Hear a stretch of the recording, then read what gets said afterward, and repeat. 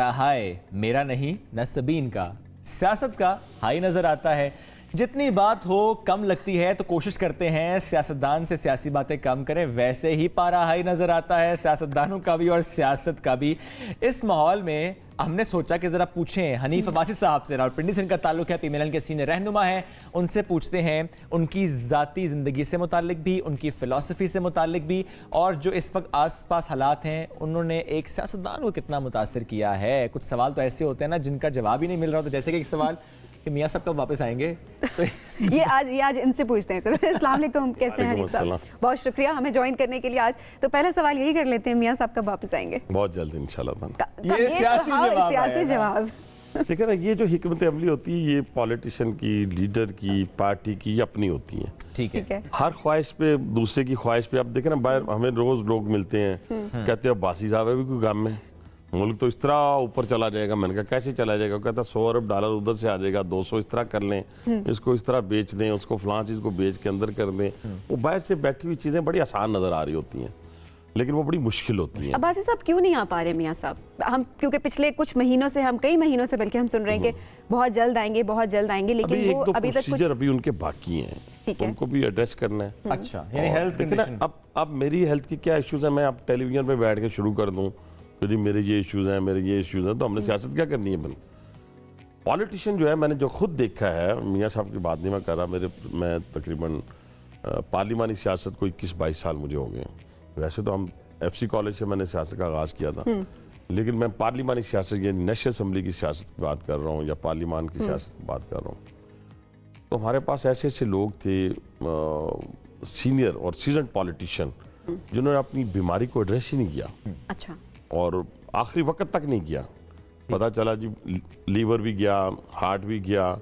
तो सूरत हाल ये होती है कि जो शख्स अपनी पहली सेहत को, हेल्थ को एड्रेस ही नहीं करेगा, वो लोगों की खिदमत क्या कर सकेगा? बिल्कुल सही है। तो इस बुनियाद के ऊपर मियाँ साहब के इश्यूज तो बहुत बड़े बड़े हैं। आपको पता है कि इस मुल्क की जो आज सूरत हाल है, अब आप मुझे उधर ले ही गए हैं, तो उसकी वजह बताए ना क्या थी? क्या जब वज़ीर आज़म नवाज शरीफ साहब थे तो इस मुल्क में क्या था?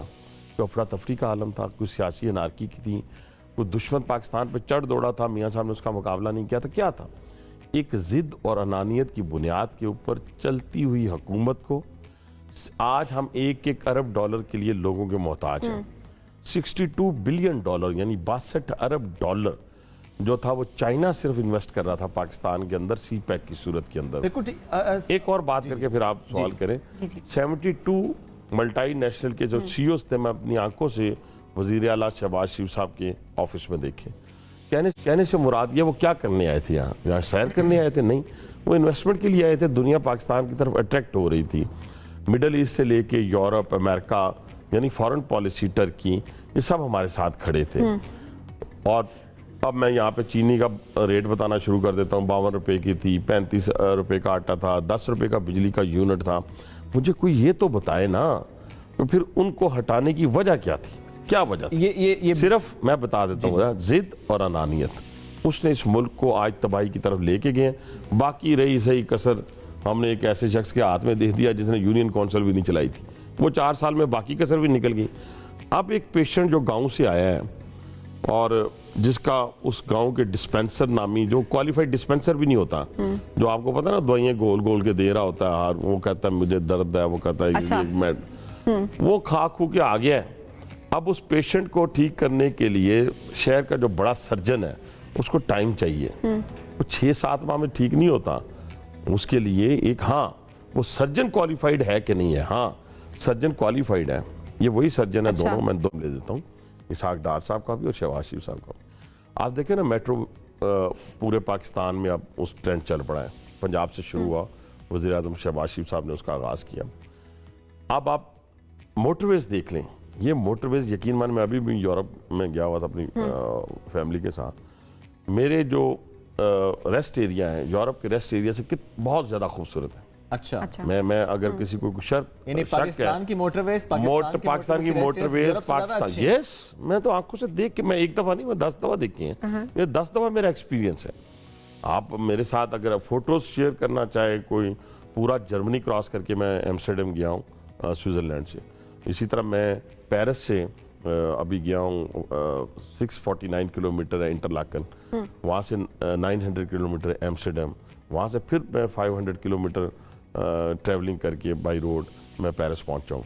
इन सारी जगहों पे हमने रेस्ट एरिया में तो रुकना ही था ना, कोई देखी दिखाई बात तो नहीं है। हाँ। कहने से मुराद ये है कि ये वो लीड करने वाले लोग हैं और ये वो इसहाक डार साहब हैं जिन्होंने 1997 यानी में आपको लगता है कि इसहाक डार साहब वाज द राइट चॉइस? क्योंकि देखिए कुछ आपके साथी हैं वो कहते हैं कि नो, मिफ्ता वाज द राइट चॉइस। देखिए मेरी बात सुने, एक होता है कि आपकी सीवी क्या है। ओके, मैं जब अभी प्राइम मिनिस्टर साहब ने मुझे सीडीए के हवाले से डेवलपमेंट का मुझे इस वक्त इंचार्ज बनाया हुआ है, तो एक कमेटी बना के उसका चेयरमैन बनाया हुआ है। तो मैं पहली मीटिंग जब ले रहा था ना, तो मैंने अपनी सीवी उनके सामने बयान की। अच्छा। वो सीडीए के सारे लोग बैठे हुए थे। मैंने कहा ये ना समझेंगे सिर्फ तकरीरें करने वाला या टॉक शो करने वाला बंदा है। मैंने उन्हें बताया कि मैं एज ए स्टीयरिंग कमेटी के चेयरमैन की हैसियत से मेट्रो, जिसमें आज 1,73,000 लोग सफ़र कर रहे हैं पिंडी से जो इस्लामाबाद आती हैं, डेली की राइडरशिप 1,73,000 की है। तो वो उसका स्टीयरिंग कमेटी का मैं चेयरमैन था, यानी वो मैंने बनवाई है। ठीक। फिर रावलपिंडी इंस्टीट्यूट ऑफ कार्डियोलॉजी जो 300 बेडेड है, उसकी स्टीयरिंग कमेटी का मैं चेयरमैन था। रावलपिंडी इंस्टीट्यूट ऑफ यूरोलॉजी, नहीं मैं बता रहा हूँ, मैं उधर ही आ रहा हूँ। अब इसहाक डार साहब की सीवी और मिफ्ता की सीवी में जमीन आसमान का तो आप किसको वोट देंगे? भाई इतना ही फर्क है कि जितना ये मिफ्ता साहब है और वो इसहाक डार साहब। इतना फर्क है। तो आपका वोट इसहाक डार साहब को जाएगा वोट अगर की दोनों बात में से चूज करना हो? मैम वोट की बात नहीं है, बात है सलाहियत की। अच्छा। और उस सलाहियत की बुनियाद के ऊपर मैं कहता हूँ अगर ये दो लोग इस पाकिस्तान को ठीक ना कर सके तो मेरे मुंह में खाक, बड़ा मुश्किल होगा फिर। अच्छा चले सर, एक हमारे पास रैपिड T20 है, कोशिश करेंगे जितना छोटा सवाल उतना छोटा जवाब। उतना छोटा जवाब। छोटा जवाब, ठीक है। क्या पाकिस्तान PMLN में खानदान के अलावा ऐसा कोई रहनुमा नहीं है जो कि उस ओहदे पर आ सके? हम देखते हैं शहबाज शरीफ, नवाज शरीफ, मरीम नवाज, हमजा शहबाज। ओहदा लेना कोई बात नहीं, कोई बात नहीं है, कोई बात नहीं, ओहदा लेना नहीं, सुन लें जी जी, लेकिन मियाँ फैमिली के अलावा कोई वोट नहीं ले सके, ये वजह है। ठीक है, मरीम नवाज या नवाज शरीफ ज्यादा बेहतर कौन चला रहा है पार्टी को? देखिए जी, पार्टी को चलाने वाला सिर्फ मियाँ नवाज शरीफ है, कायद वही है, कायद वही है। लेकिन ये याद रखें मरियम नवाज इस पार्टी में क्राउड पुलर और बासलाहियत लीडर की हैसियत से उभर आई। आपका लीडर इन दोनों में से कौन है? हमारा लीडर, हम सबका लीडर जो है वो नवाज शरीफ साहब है। ओके। और नवाज शरीफ साहब के बाद जो भी जिस तरीके से भी, जैसे अभी मरियम नवाज साहिबा को चीफ ऑर्गेनाइजर बनाया है जी, तो मैं समझता हूँ कि ये उसका हक है कि वो चीफ ऑर्गेनाइजर बने। मरीम नवाज साहिबा का कल जलसे में वो जो खिताब और 5 लोगों का नाम लेना, वो उनकी अपनी गुफ्तगू है या कि पार्टी पॉलिसी है? देखिए पार्टी पॉलिसी तो किसी जगह तय नहीं होती ना, लीडर पार्टी पॉलिसी देता है, तो इस वक्त तो वही लीड कर रही हैं। क्या वो सख्त रास्ता अपनाना PMLN को नुकसान पहुंचा सकता क्या है? ये कोई स्ट्रेटजी है PMLN की? नहीं, लीडर की देखें, लीडर वो बात करता है जो उससे वो गुजरा हुआ हो। तो क्या वो उससे नहीं गुजरी? क्या हम उससे नहीं गुजरे? रात के 12 बजे अच्छा। उम्र कैद की सजा सुनाई जाती है। तो इसलिए ये चीज़ें जो है वो लीडर की एक पॉलिसी होती है, पॉलिसी लीडर ही बनाता है, और कौन बनाएगा? सर, पाकिस्तान के हालात कब तक ठीक हो सकते हैं या मैं बेहतर तो बड़ा हो सकते हैं? पुरुमीद हूँ, मैं बड़ा पुरुमीद हूँ। कितना टाइम, एक इस टाइम पीरियड पाकिस्तान अगर के हम अंदर रखें? मेरा ख्याल है कि अगर मैं तो खैर वो फिर लोग दूसरी तरफ ले जाते हैं, मैं तो इन हालात में इलेक्शन के हक में नहीं हूँ। सियासी तौर पे मैं तैयार हूँ पॉलिटिकली, आज बेगल बजाए मैं सुबह इलेक्शन रावलपिंडी में हमारे MPs, हमारे MNAs, लेकिन देखें ना एक होती है पॉपुलर सियासत, कि मैं घर से बाहर निकला हूँ, 2 डाकू किसी ने पकड़ लिए हैं, 400 बंदा उनको मार रहा है और जलाने की कोशिश कर रहा है, और मैं भी एक पब्लिक रेप की हैसियत से पॉपुलरिटी, उसकी पॉपुलरिटी हाई हुई, मैं भी उसमें शामिल हो जाऊँ। नहीं, मेरा काम है कि मैं उनको रोकूं, रोकने के बाद मैं मुतल्लिका पुलिस स्टेशन को फ़ोन करूं, वो आएँ, उसको ले जाएं और कानून के मुताबिक फैसला हो। जेल भरो तहरीक के बारे में क्या कहेंगे? जेल भरो तहरीक, ये तो मजाक बनवा लिया इमरान खान ने अपने लिए। अच्छा, जेल नहीं भर सकेंगे? कैसे जेल? अभी वो जेल गए नहीं यार, जेलों में हम भी जाते थे, हमारे डिटेंशन ऑर्डर आते थे, हमारे तो बच्चे जाके नहीं अदालतों में खड़े होते थे, 30 दिन के लिए, 60 दिन के लिए हमें जेलों में भेज दिया जाता था। अब आप देखें कि एक ने कहा कि जी मैंने सबसे पहले जाना, जिसका नाम शाह महमूद कुरैशी है, अब वो जाती ही वो कहता है कि जी मुझे कहाँ लेके जाए। उन्होंने समझा शायद जेल भरो तहरीक का नाम है कि आप किसी ऑफिस में बिठाएंगे, वहाँ पैटिस पड़े होंगे, वहाँ पे गर्मा गर्म होगी। नहीं, इस तरह तो नहीं होगा ना। अब अटक में मेरा ख्याल है उसी जगह पे रखा होगा, सेल में 6x6 में, जहाँ हनीफ अब्बासी रहा है उम्र कैद के साथ। अच्छा, तो वो तो आप मियाँ वाली जाना पड़ेगा। देख ना, मुझे 3 दफ़ा इन्होंने उठा के, एक दफ़ा अडियाला से अटक से लाहौर लेके गए। अच्छा, दूसरी बात ये है कि ये जब वहाँ गए उनको पता चला हमने तो नहीं जी CPO ऑफिस में बैठ के चाय तो नहीं पीनी, हमने तो जेल जाना है। जेल भरो तहरीक का मकसद है जेल जाना। तो अब इनको जेल मियाँ वाली डेरा गाजी खान, अटक, उन सेलों में, जिन सेलों में हम रह चुके हैं, ये थोड़ा सा जरा इनके लिए सर, जब हाँ जेल की बात हो रही है तो शेख रशीद साहब के जेल जाने पे कैसा महसूस हुआ आपको? क्या उनका जेल जाना ठीक था? रिएक्शन क्या था आपका उस टाइम? देखिए, सबसे पहले आजमाइश की ना पनाह मांगनी चाहिए, आधे घंटे की भी आजमाइश अल्लाह ताला ना दे। ठीक है। क्योंकि शेख साहब तो दो चीज़ें कहा करते थे। एक वो कहते थे जेल मेरा ससुराल है और हथकड़ी मेरा जेवर है। ये ड्रामेबाजी, रंगबाजी, ये मैं इसलिए कहता हूँ ना कि हमारे सियासतदानों के अंदर, बाकी लोगों के अंदर ठहराव आना चाहिए। जैसे मैं अभी आपके पास, आप क्वेश्चंस को लेके जा रही हैं, जिधर मर्जी मैं उसका जवाब दूंगा, लेकिन आप बताएं कि आप थे क्या, आपने किया क्या इन लोगों के लिए, अपने लोगों के लिए, स्वाय आप लताइफ सुनाने के, किसी गंदे नाम रखने के, किसी को जो गुफ्तगू वो कर रहे हैं, पिंडी की आवाम यकीन माने, जो बिलावल के हवाले से किया है, जो फलां लोगों के हवाले से किया है, वो ज़ाहिर है वो शर्म से सर झुक गए हैं पिंडी के लोगों के कि हम किसको अपना रैप मानते रहे हैं काफ़ी अरसे अच्छा। तक। बिल्कुल तो सही। इसलिए ये जो गुफ्तगू उन्होंने की, उसका नतीजा क्या हुआ? वो पहले दिन ही एक कांस्टेबल के गले लग के रोना शुरू हो गए। खुदा के लिए फिर हौसला रखते ना, फिर अदालतों में बेलों के लिए ना जाते ना। वो तो गिरे थे ना। गिरे नहीं थे, मैं कहता हूँ चलें गिर ही गए, तो गिरने के बाद गले लग के रो रहे हैं, चलाएं। मकसद बात करने का रोना नहीं है ना। फिर अगर आजमाइश आ जाए फिर रोना नहीं है। आजमाइश है, रोना नहीं, ये आपका पॉइंट है। इस पर ससुराल में भी कभी आप रोए हैं जाके? आपकी शादी हुई है जी सर। तो कभी ससुराल में रोए हैं जाके आप? नहीं सर, कभी नहीं। हाँ, घर में तो रोए होंगे, ससुराल में नहीं रोता हुआ। वैसे आप कभी घर और ससुराल में रोए हैं? इस पर सवाल करके T20 जारी है, ब्रेक लेते हैं, वापस आते हैं, साथ रहिए।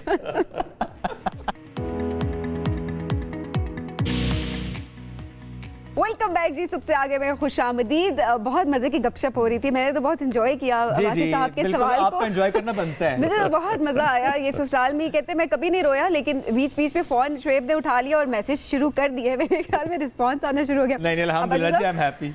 आप कभी रहे ससुराल में? नहीं, ये ससुराल वाले रोए हो? वो शायद उनकी मैं नहीं कह सकता, लेकिन मैं कभी नहीं रोया वहाँ।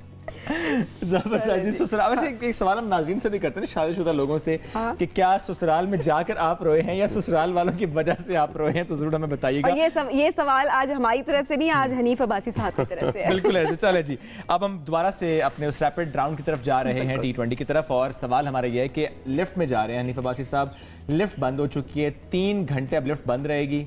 इमरान खान साहब उस लिफ्ट में क्या करेंगे? बदला? नहीं, बदला क्या लेना है? देखिए ना, ये कोई फिजिकली लड़ाई तो नहीं होती ना पॉलिटिशियन के दरमियान। खैर, वो इमरान खान ने बना दी है, सीधी सी बात है। इमरान खान साहब के पहले ये सूरत हाल नहीं थी। जब हम सियासत में आए 2002 में, पहली दफ़ा MNA बने, पीपल्स पार्टी, काफ लीग, सब लोगों के साथ, इवन MQM जब बड़े अरूज पे थी, ठीक, जब पूरे अपने जहर के साथ थी, उस वक्त भी टॉक शोज में, अपना पार्लियामेंट के अंदर कुछ और होता था, बाहर बैठ के हम खाने खाते थे, गपशप लगाते थे। अच्छा, एक सवाल और है। सियासत को दुश्मनी में बदलने वाले इमरान खान है। अच्छा, इनविजिबल अगर हो जाए हनीफ अब्बासी और मौका मिले कि 1 घंटा आपने जाना है बनी गाला, क्या करेंगे जाकर? बन्नी गाला जाकर अब करने वाली चीज रह कोई नहीं, सब कुछ रियाम खान साहबा ने किताब में लिख दिया, अब मैं क्या जाके करूँ। नेक्स्ट क्वेश्चन करते हैं जनाब। आपकी मोबाइल की गैलरी में लास्ट पिक्चर कौन सी है, किसकी है? अपनी है। रात को मैं एक फंक्शन में था, जहाँ वो मेरी बर्थडे का फंक्शन था रात को। अच्छा, बिलेटेड बर्थडे। तो उसके अंदर वो अपना क्या उसे कहते हैं, क्वालिटी नाइट भी थी। तो वो फोटोग्राफर ने जो रैंडम तस्वीरें मेरी ली हुई थी, वो फौरी तौर के ऊपर मुझे वो व्हाट्सएप की, उनमें 3-4 मुझे अच्छी लगी, वही है। लास्ट कॉल नवाज शरीफ साहब को की या आई? हम देखें, वो जिन सूरत हाल से हैं वो हम करते ही हैं। एक आध दफ़ा जब मैं रिहा हुआ उस वक्त तो उनकी कॉल आई, फिर एक दफ़ा मेरा कोई प्रोसीजर था, उस वक्त उनकी कॉल आई। आखिरी कॉल किस सियासतदान को की? या आखिरी मैं कल सुबह मैंने प्राइम मिनिस्टर से बात की। अच्छा, हाँ जी। और क्या बात की? मैं ना उनके साथ मेरा रिश्ता ही कुछ और है। अब मैं क्या बताऊं, फिर हमारी वो पार्टी के अंदर ही शुरू हो जाती है। नहीं, बताएं जी। अच्छा, मेरा उनके साथ एक लीडर की हैसियत से तो खैर मेरी आइडियल है कि मैंने 35 साल अपनी पॉलिटिकल लाइफ में अगर कोई शख्स देखा है जो काम करने वाला है, जिसने काम किया है, जिसने बातें नहीं की, जिसने सिर्फ तकारीर नहीं की, तो वो शहबाज शरीफ साहब है। जो मैं, क्योंकि उनके साथ 16-17 साल थे। दूसरा, मेरा उनका ज़ाती ताल्लुक है, हम अपनी ज़ाती चीज़ें भी एक दूसरे के साथ शेयर करते हैं। अच्छा, कोई प्रॉब्लम्स हैं, कोई इश्यूज़ हैं, उनको भी आपस में डिस्कस करते हैं। और अल्लाह ताला के फजल करम से मैं कभी भी उनकी ज़ात की वजह से एज ए पर्सनल जो दोस्ती होती है, छोड़े सियासत को, क्या है, मैं कभी उनसे मायूस नहीं हुआ, इतना प्यार है हम दोनों में। अच्छा, कोई ऐसे 3 सियासतदानों के नाम बता दें जो कि PMLN के ना हो लेकिन आपके बहुत पसंदीदा हो, किसी दूसरी पार्टी के। मैं खैर मुझे तो बहुत सारे खुर्शीद बस शाह, 3 नाम, सिर्फ 3 नाम, एक 3 नाम। खुर्शीद शाह, खुर्शीद शाह साहब ठीक हैं, इवन कमर जमान कायरा साहब साहब हैं। हैं, ओके। जुमुर्द खान हैं। जी ठीक है, 3 नाम हो ठीक गए, है। बिल्कुल ठीक है। और पाकिस्तान तरीके इंसाफ से कोई नहीं? पाकिस्तान तहरीक इंसाफ से अच्छा कुछ थोड़े से सोफिस्टिकेटेड थे भी ना, उनको भी वो ट्रिकल डाउन इफेक्ट होता है ना लीडर का। मैं कहता हूँ जो भी कोई थे कौन थे? वो ट्रिकल डाउन इफेक्ट होता है ना, मैं कौन वैसे थे? बात कर रहा हूँ। नहीं कोई तो थे। जैसे अली अहमद खान है ना, वो जो अली अहमद खान नाम है ना बिल्कुल उसका, है। हाँ, बड़ा अच्छा डिसेंट बच्चा है हमारा वो। अच्छा। वो तो मुझे कहते हैं कि मैं आपके टॉक शो सुना करता था तो मुझे बड़े आप मेरे आइडियल थे। अच्छा, अली खान के आइडियल हनीफ अब्बासी थे। मुझे तो उसने यही कहा था, पता नहीं वो बाद में मुकर ना जाए, कहता बात है। कहता जी मैं आपके टॉक शो बड़े गौर से, मेरे वालिद साहब बड़े गौर से आपके टॉक अच्छा। शो देखा करते थे। तो कहने से मुराद ये है कि अच्छे लोग होते हैं, लेकिन अब देखे ना जो वलीद इकबाल हैं, वलीद इकबाल स्टिल माशाल्लाह वो सोबर हैं, उनकी ये नहीं है कि बिल्कुल ही कोई उसमें रह नहीं गया।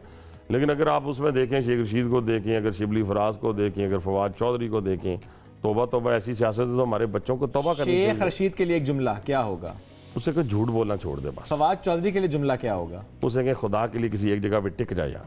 फवाद चौधरी और शेख रशीद दोनों में से अगर एक चूज करना पड़े पाकिस्तान तरीके इंसाफ को, तो आपकी नजर में वो कौन सा सियासतदान होना चाहिए? फवाद चौधरी यानी शेख रशीद बिल्कुल नहीं होने चाहिए। नहीं, मेरी देखे ना, मैं फिर वही कहता हूँ, शेख को यही कहता हूँ कि तुम सियासी तौर पे मुकाबला किया करो, इस झूठे सहारे ना लिया करो लोगों पे मुकदमात बनाने के, जेलों में भेजने के। आज 3 दिन के लिए तुम्हें जेल जाना पड़ा तो तुम रोना शुरू हो गए। हमारी तरफ देखो, जिसपे तूने 302 करवाया, जिसपे 9C करवाया, जिसपे दहशतगर्दी करवाए, जिसको रात को तूने 11:30 बजे 25 साल की कैद दिलवा के अंदर भेजा और बाद में इलेक्शन जीता, तो मैदान में मुकाबला किया करो जैसे मैंने तुम्हारा मुकाबला किया। 70,000 वोटों से तुम्हें एक दफ़ा हराया, 60,000 वोटों से अल्लाह ताला के फजल करम से एक दफ़ा हराया। तो इस तरह मैदान में आके मुकाबला करो। ये गंदी गुफ्तगू के ज़रिए, अपना लोगों के सहारों के ज़रिए सियासत छोड़ दो। आखिरी वक्त है, अल्लाह करो। तो मेरे ख्याल में भुट्टो के लिए मशवरा क्या होगा? Bilawal Bhutto going good sir, कोई मुझे तो कोई उसमें मशवरा थोड़े से गैर सियासी सवाल भी अब जरा कर चलें। लेते हैं, ठीक है? अब्बासी साहब, फेवरेट अदाकारा? अब मैंने एक दफ़ा किसी अपने सीनियर पॉलिटिशियन के साथ बात कर रहा था, तो मैंने उसे कहा जी मेरी फेवरेट अदाकारा जो है वो नरगिस है, तो उनको वहीदा रहमान पसंद थी, तो उन्होंने कहा जी वो क्यों नहीं पसंद? मैं कह रही मेरी पसंद मेरी है, आपकी पसंद अपनी है। नरगिस आपकी फेवरेट है? वैसे वहीदा रहमान किसकी पसंद थी? ये ना अब रहने देना, खुदा का नाम। T20 है। नहीं T20 है। नहीं ये अच्छा इतना नहीं, शहबाज शरीफ साहब थे। जी क्या बात है। मैं नहीं ये कह रहा, शायद हो वही अच्छा, हो। हम तो शायद पूछ वही रहे हो, हैं। शायद वही। शायद। शायद वही हो, ठीक है। पसंदीदा सहाफी कौन है? अब ये मेरे लिए मुश्किल काम है।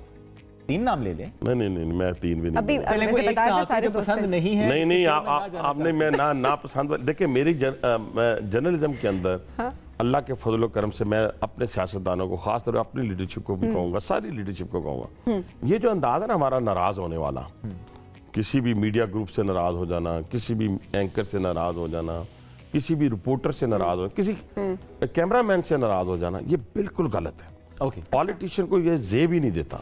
उनको चाहिए सख्त से सख्त सवाल का बड़े पोलाइटली जवाब दे दें। मैं आपको एक मिसाल देता हूँ, मैं भी यही काम किया करता था जो आज हमारे बहुत सारे लोग करते हैं नाराजगी। शुरू में मैं भी नाराज हो जाया करता था, लेकिन देखिए ना अब मैं कंपैरिजन में सेल्फ प्रेजिंग में बात आ जाएगी। 2003 का हनीफ अब्बासी 2008 में कुछ अच्छा था।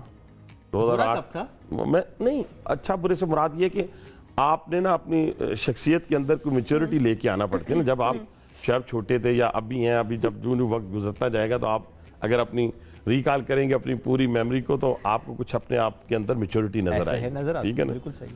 तो इसी तरह मैं भी अगर सेल्फ अकाउंटेबिलिटी करूं तो 2003, 2008, 13 जेल के बाद थोड़ी थोड़ी इंसान के अंदर तरबियत होती है, कुछ चीज़ों को बेहतरी एड्रेस आती करता है। है, मेच्योरिटी Last minute आती है है। सर, last सिर्फ minute है। एक बंदे को मेच्योरिटी नहीं आई पाकिस्तान की सियासत में, उसका नाम है इमरान खान। 73 साल की उम्र में भी लास्ट बच्चों वाली क्वेश्चन क्विकली, PSL का मैदान सजा हुआ है, खेलते हैं क्रिकेट?